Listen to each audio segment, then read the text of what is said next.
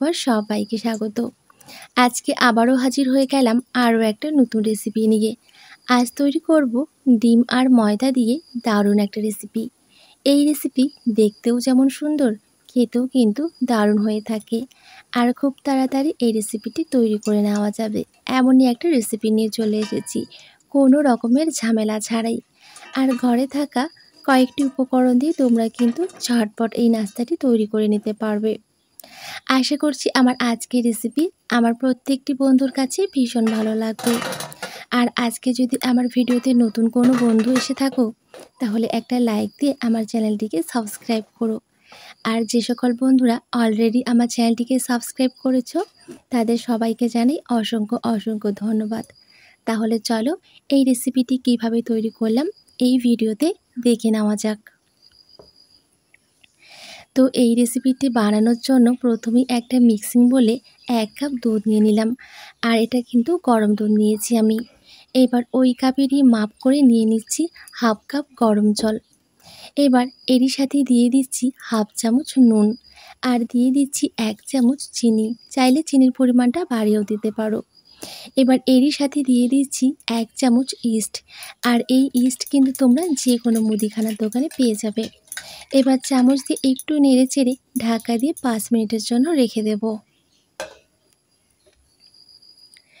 তো 5 মিনিট পর ঢাকনা খুলে নিচ্ছি, আর দেখো এই ইস্ট কিন্তু কত সুন্দরভাবে অ্যাক্টিভ হয়ে গেছে। আবারও চামচ দিয়ে একটুখানি আমি নেড়ে চেড়ে নিলাম।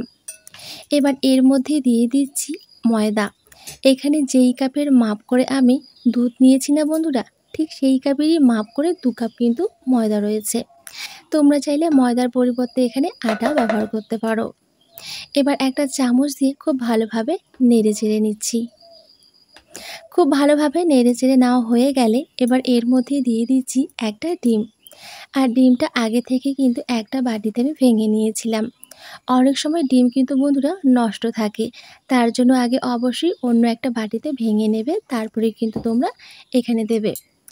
এবার আমি হাত দিয়ে খুব ভালোভাবে মেখে একটা সফট ডো তৈরি করে নেব। আর মাখার সময় কিন্তু বন্ধুরা একটু হাতে লেগে যাবে, তবে চিন্তার কিছু নেই। 5 থেকে 6 মিনিট খুব ভালোভাবে মেখে নিলেই দেখবে একটা সফট ডো তৈরি হয়ে গেছে। দেখো খুব সুন্দর করে একটা কিন্তু ডো আমি তৈরি করে নিয়েছি, আর এখন কিন্তু হাতেও লেগে যাচ্ছে না। এবার এই ডোটাকে আমি আধ ঘন্টার জন্য রেস্টে রেখে দেব। তবে তোমাদের হাতের কাছে যদি বেশি সময় থাকে, সেক্ষেত্রে 1 ঘন্টাও কিন্তু রেস্টে রেখে দিতে পারো। তবে 1 ঘন্টায় রেস্টে রেখে দিলে কিন্তু সব থেকে বেশি ভালো হয়। তো চলো আমি কিন্তু আজকে আধ ঘন্টা রেস্টে রেখে দেব। তো আধ ঘন্টা পর ফিরে আসছি। তো আধ ঘন্টা পর ফিরে এসেছি, আর দেখো বন্ধুরা ইস্ট দেওয়ার কারণে কিন্তু কতটা ফুলে উঠেছে। যত বেশি সময় ধরে তোমরা এটাকে রেস্টে রাখবে, তত বেশি কিন্তু ফুলে উঠবে।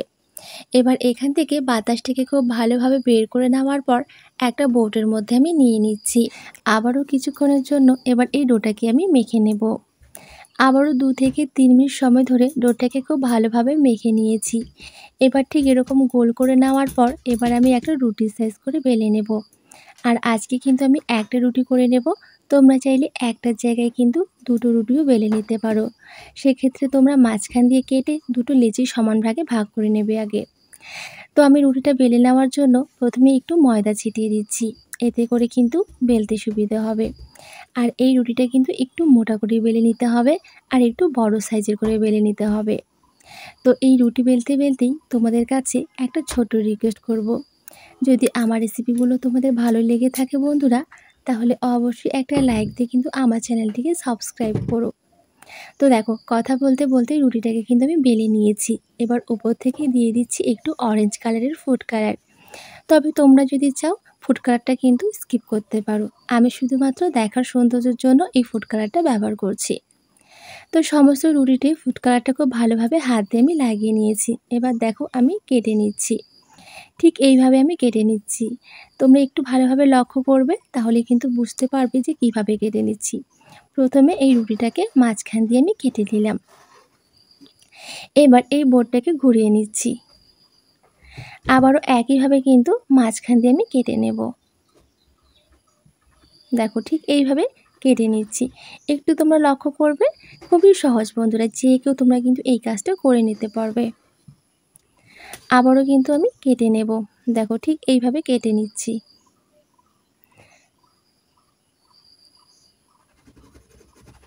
আর আমি কিন্তু ফুড কালারটা একদিকে লাগিয়েছি, মানে রুটির এক পাশে লাগিয়েছি আর এক পাশে কিন্তু লাগাইনি। তো দেখো ঠিক একইভাবে আমি এখন সমস্ত রুটিটাকে কিন্তু কেটে নেব। তো তোমাদেরকে আমি একটা নাস্তা তৈরি করে দেখাচ্ছি।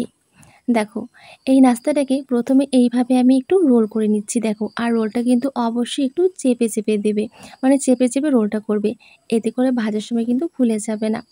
আর এই মাথার দিকটা একটুখানি এইরকম করে চেপে দেবে, এতে করে ভাজার সময় একদমই খুলে যাওয়ার কোনো চান্স থাকবে না। তো এই নাস্তাটা আমার তৈরি হয়ে গেছে, একটা থালাতে রেখে দিলাম। তো আরও একটা নাস্তা তোমাদেরকে আমি তৈরি করে দেখাচ্ছি, তাহলে তোমাদের বুঝতে সুবিধা হবে। যে কেউ তোমরা কিন্তু এই নাস্তাগুলো খুব সহজেই বানিয়ে নিতে পারবে। খুবই সহজ বন্ধুরা, একবার দেখার পর কিন্তু যে কেউ বানিয়ে নিতে পারবে। দেখো ঠিক এইভাবে চেপে চেপে রোলটা একটু করে নিতে হবে, তবে খুব বেশি কিন্তু আবার চাপ দেওয়া যাবে না। আর এই মাথার দিকটা একটুখানি ভালোভাবে সেট করে দিতে হবে, এতে করে ভাজার সময় একদমই খুলে যাবে না। তো দেখো দুটো নাস্তা হয়ে গেল, একইভাবে সমস্ত নাস্তাগুলোকে আমি তৈরি করে নিয়েছি। তো দেখো কত সুন্দর লাগছে দেখতে, আর ভাজার পর কিন্তু আরও বেশি সুন্দর লাগবে। তো চলো এবার ভেজে নেব। ভাজার জন্য প্রথমে একটা কড়াই কিছুটা তেল আমি গরম করে নিয়েছি, তবে খুব বেশি কিন্তু গরম করিনি, হালকা গরম করে নিয়েছি। এবার নাস্তাগুলো একে একে তেলের মধ্যে আমি ছেড়ে দিচ্ছি। আর তেলের কিন্তু এই ভুদভুদ আওয়াজ শুনে তোমরা বুঝতেই পারছো তেলটা কিন্তু হালকা গরম রয়েছে। একেবারেই কিন্তু খুব বেশি গরম করে তোমরা নাস্তাগুলো দেবে না বন্ধুরা, তাহলে কিন্তু দেওয়ার সঙ্গে সঙ্গেই এই নাস্তাগুলো পুড়ে যাবে। একেবারেই লো আঁচেই কিন্তু এই নাস্তাগুলোকে ভেজে নিতে হবে। এবার ওপর থেকে একটা চামচ দিয়ে তেলটাকে এইভাবে আমি দিয়ে দিচ্ছি, এতে করে কিন্তু এই নাস্তাগুলো খুব তাড়াতাড়ি ফুলে উঠবে। দেখো ঠিক এইভাবে ছিটিয়ে দিতে হবে। তো বন্ধুরা, এই ফাঁকে আমি তোমাদের একটা ছোট্ট রিকোয়েস্ট করব, আমার এই পরিবারে এসে একটু ঘুরে যাওয়ার জন্য। আমার এই পরিবারে কিন্তু আরও এরকম অনেক নতুন নতুন রেসিপি রয়েছে, আশা করছি তোমাদের অনেক ভালো লাগবে রেসিপিগুলো। তো দেখো এবার উল্টে পাল্টে একটুখানি আমি ভেজে নেব। তো দেখো প্রায় 2 থেকে 3 মিনিট সময় ধরে আমি ভেজে নিয়েছি নাস্তাগুলোকে। এবার কিন্তু ভাজা হয়ে গেছে, তেল ঝরিয়ে তুলে নিচ্ছি। আর ভাজতে কিন্তু একদমই সময় লাগে না, 2 থেকে 3 মিনিট সময়ের মধ্যেই কিন্তু নাস্তাগুলো ভাজা হয়ে যায়। তো এগুলোকে আমি একটা থালাতে তুলে নিচ্ছি। একইভাবে পরের ব্যাচটাকেও কিন্তু আমি ভেজে নিয়েছি। দেখো এগুলোকে আমি তেল ঝরিয়ে তুলে নিচ্ছি। তো একইভাবে সমস্ত নাস্তাগুলোকে এবার আমি ভেজে নেব।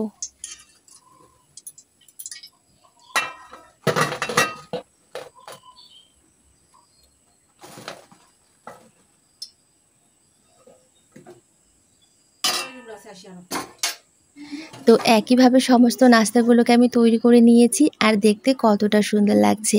আর একবার বানিয়ে না বন্ধুরা, 3 থেকে 4 দিন পর্যন্ত কিন্তু সংরক্ষণও করতে পারবে।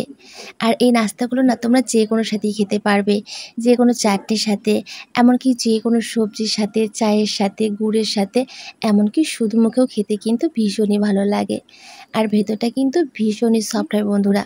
তো অবশ্যই বাড়িতে কিন্তু ট্রাই করো, আর আমাকে কমেন্টের মাধ্যমে অবশ্যই জানিও। তোমরা কমেন্ট আর লাইক করলে না বন্ধুরা, আমার ভীষণ ভালো লাগে। তো চলো আজকে বেশি কথা বাড়াচ্ছি না, আজকে এখানেই বিদায় নিচ্ছি। দেখা হচ্ছে পরের রেসিপিতে। সবাই ভালো থেকো আর সাবধানে থেকো।